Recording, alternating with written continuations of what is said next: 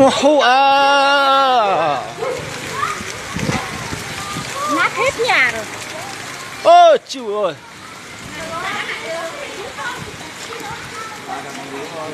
Nhà ngủ hết rồi. Ngủ đâu á? Nhà chị cũng tìm một hai hết rồi. Có hết luôn đấy, nước này nắng nhà. Ô. Mà chỉ bắt tao nó ra chẳng ô.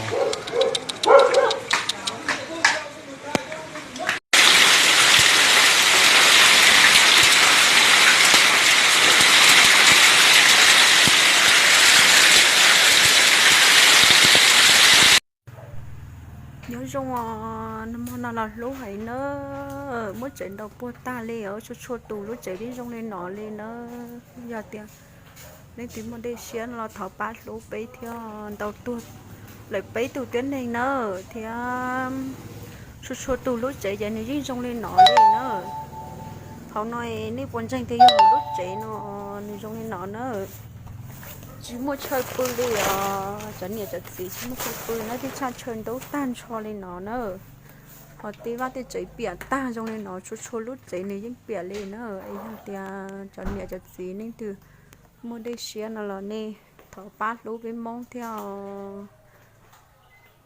chơi sáng chắp play rồi đến lâu nữa chỉ một chơi bự đi nhớ trên mò xứ nữa